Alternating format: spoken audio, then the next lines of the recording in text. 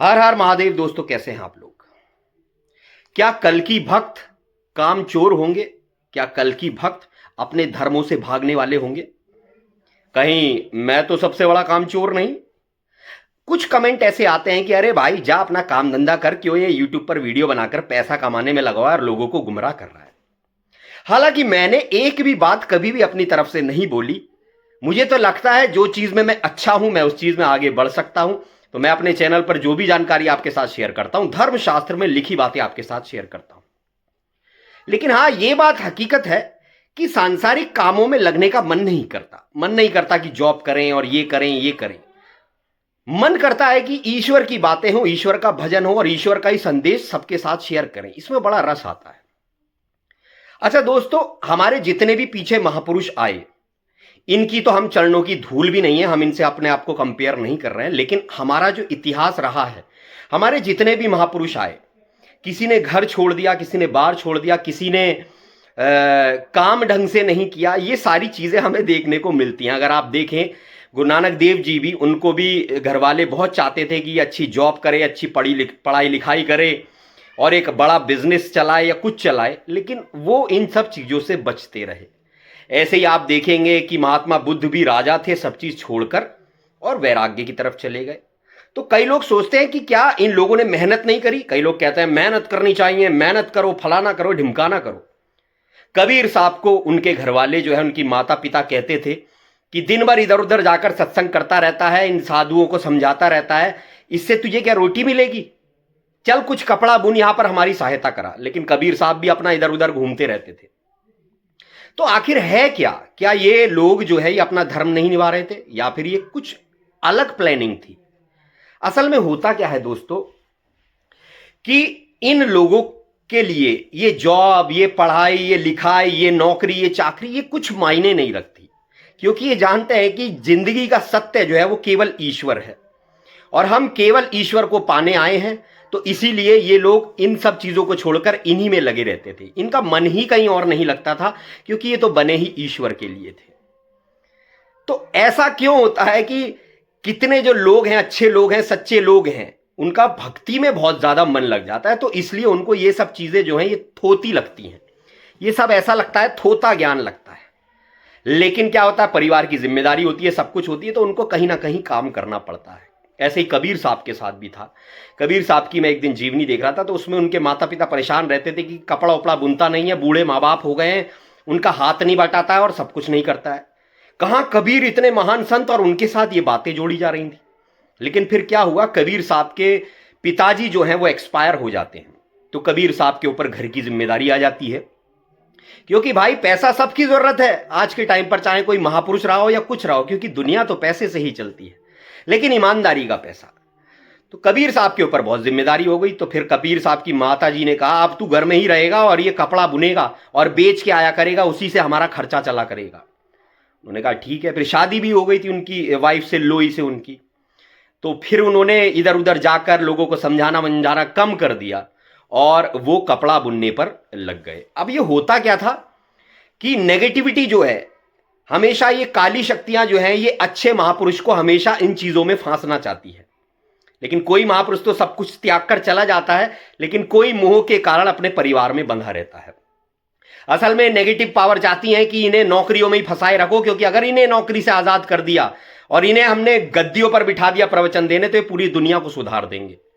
तो इसीलिए नेगेटिव शक्ति इनको काम धंधों में फंसाई रखती है। आज भी ऐसा ही होता है। जो अच्छे सच्चे ज्ञानी लोग हैं, उन्हें तो दुनिया के सामने आने का मौका ही नहीं दिया जा रहा है। काल उनको दुनिया के सामने आने ही नहीं देता है। और जो अज्ञानी लोग हैं, उन्हें मैनेज करने को बिठा रखा है, सारे प्रवचन देने को उनको बिठा रखा है। तो ऐसा ही कबीर साहब के साथ हुआ। कबीर साहब के पिताफादर जब एक्सपायर हो गए तो वो घर में काम करने लगे। मन तो नहीं करता था काम करने का, क्योंकि प्रभु भक्ति में ऐसा मन लगा हुआ था कि प्रभु का ही नाम लेने का उनका मन करता था, उनका ही सत्संग करने का उनका मन करता था। लेकिन फिर भी जिम्मेदारियों को निभाने के लिए उन्होंने कपड़ा बुनना चालू किया और फिर वो जाकर कपड़ा बेचने गए। तो एक दिन वो एक साहूकार के यहाँ गए कपड़ा बेचने। अब साहूकार के यहाँ गए तो साहूकार से उन्होंने कहा कि मुझे ऐसे ऐसे कपड़ा बेचना है, मैं कबीर हूं, मेरे पिताजी जो है वो कपड़ा बेचते थे। वो कहे ओके, आप यहीं बैठो, अगर कोई ग्राहक आएगा मैं आपके सामने ही बेच दूंगा इसको। उन्होंने कहा कितने में बेचोगे? उन्होंने कहा 3 आने की है जी मेरी ईमानदारी की, 3 आने में इसकी पूरी लागत और मेरी मेहनत निकलेगी, उतना मुझे दे दीजिए, मुझे ज़्यादा नहीं चाहिए। कोई बात नहीं, कबीर साहब वहाँ बैठे रहे। एक ग्राहक आया और साहूकार भी बैठा था। साहूकार ने कहा, एक ग्राहक आया, उसने कहा मुझे धोती चाहिए। कबीर साहब 3 धोती लाए थे, 1 धोती लाए थे सॉरी। तो कबीर साहब वहाँ बैठे थे, साहूकार भी बैठा था। ग्राहक आया, मुझे धोती चाहिए। तो ग्राहक साहूकार ने कहा हाँ जी बिल्कुल, ये कबीर देखो अभी धोती लेकर आए हैं, इनसे मिल लो, ये मेरे पास ही लेकर आए, मेरे पास आकर कह रहे हैं मुझसे बेचने को, तो आप इनसे मिल लो। तो उन्होंने कहा ठीक है भाई। ग्राहक ने कहा कबीर साहब कितने रुपए लोगे इस धोती के? उन्होंने कहा भाई ईमानदारी की बात है, कबीर झूठ बोलते नहीं थे, जो सच था वो उन्होंने कहा। कबीर ने कहा भाई 3 आने की मैं इसको दूंगा, जिसमें मेरी सारी लागत लगेगी और मेरा खर्चा भी निकल जाएगा, क्योंकि मेरा भी परिवार है, जरूरत मुझे भी सब चीज की है। तो वो बोला, ग्राहक बोला कि अरे यार क्या 3 आने की तुम्हारी धोती 3 आने की है? ये बिल्कुल भी नहीं है तुम्हारी धोती 3 आने की, जाओ मैं नहीं लेता। अब वो चला गया। कबीर साहब थोड़े उदास हो गए कि यार पहली बार तो मैं धोती बेचने आया हूं, अब मां कहेगी तो उससे एक काम ढंग से नहीं होता। तो साहूकार जो है वो जानता था कबीर साहब को। कबीर साहब से साहूकार ने कहा एक काम करो कबीर, तुमसे बिजनेस नहीं होगा, ये बिजनेस तुम जैसे इंसानों के बस की बात नहीं है, सच्चे इंसानों की बस की बात नहीं है। एक काम करो, ये धोती मुझे दो। वो धोती लेकर बैठ गया। नेक्स्ट ग्राहक आया। नेक्स्ट ग्राहक को डील साहूकार ने किया। उन्होंने कहा भाई ये धोती है? उन्होंने कहा है। उन्होंने कहा कितने की है?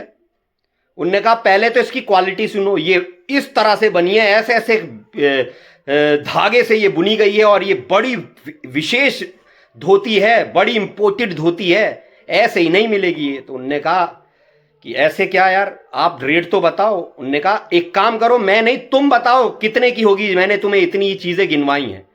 तो उसने कहा मैं तो इसके 6 आने दूंगा। कबीर साहब ने कहा कितने बोले थे? 3 आने। और वो ग्राहक दूसरा वाला खुद ही साहूकार से कहने लगा मैं इसके 6 आने दूंगा। साहूकार ने कहा 6 आने? भाई 6 आने में तो लागत भी नहीं आ रही है, कैसे दे दूं मैं तुझको? 15 आने लूंगा इसके। उनने कहा यार ऐसा भी मत करो साहूकार साहब, मुझे धोती की जरूरत है। उनने कहा चल ठीक है, तेरे लिए 12 आने सही करता हूं, 12 आने में अभी उठा और ले जा। वो ग्राहक 12 आने में वो 3 आने की धोती ले गया। साहूकार ने कहा देखा कबीर, सच बोलकर इस दुनिया में कोई काम नहीं होता।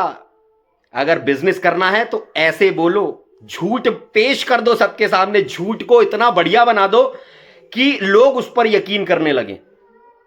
तो कबीर साहब ने कहा ये तो मुझसे नहीं हो पाएगा। तभी मैं कहता हूं ये नौकरी, ये बिजनेस हमारे बस की बात तो नहीं है, क्योंकि इसमें तो झूठ परोसना होता है। तो साहूकार ने कहा एक काम कर कबीर, तू बड़ा अच्छा इंसान है, तू 12 के 12 आने ले जा। तो कबीर साहब ने कहा मेरी लागत 3 आने की है, मुझे तो 3 ही चाहिए, आप ये आने रख लो। उन्होंने कहा चल कोई बात नहीं कबीर, बचे हुए आने से मैं तेरे नाम से सब लोगों को भोजन करा दूंगा। तो दोस्तों इस कहानी से आपको क्या सीखने को मिलता है? अगर आप समझदार हैं तो सब कुछ समझ गए होंगे। इसका मतलब यह है कि जो सच को पेश कर रहा है और बता रहा है मैं सच हूं, मैं सच हूं, मैं सच हूं, लेकिन उसको कोई लेने को तैयार नहीं है। सच सस्ते पैसों में मिल रहा है, उसको कोई लेने को तैयार नहीं है, और झूठ महंगे पैसे में भी लेने को तैयार है लोग।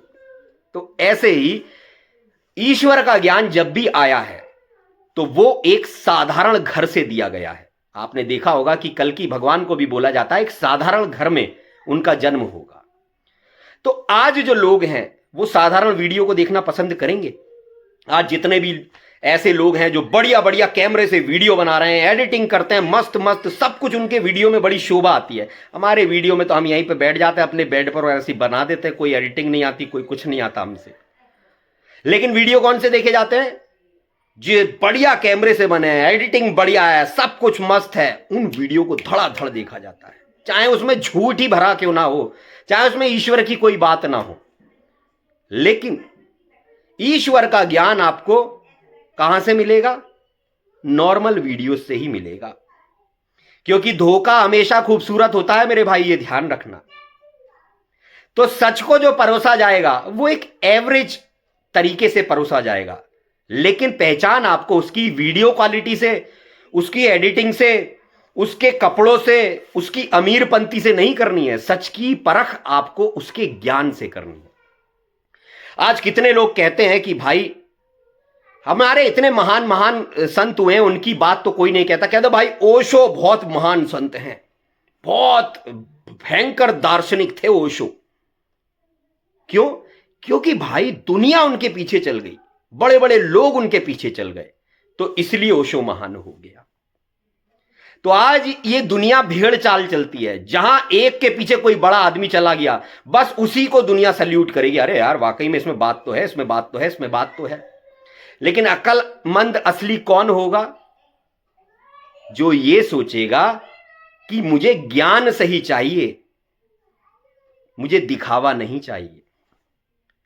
लेकिन सच को परोसा जाता है, सच तो सच बोलता है, लेकिन सच पे यकीन कौन करता है? अगर सच पे यकीन करते तो कबीर की वो 3 आने की धोती ही उस कस्टमर ने ना ले ली होती। लेकिन धोती 3 आने में कैसे ले लेंगे? हम तो भैया 12 आने में लेंगे धोती, और पागल बनेंगे। पहले हमारे सामने झूठ बोलो लाखों, उसके बाद तुम 3 आने के, हम तुम्हें 12 आने देंगे।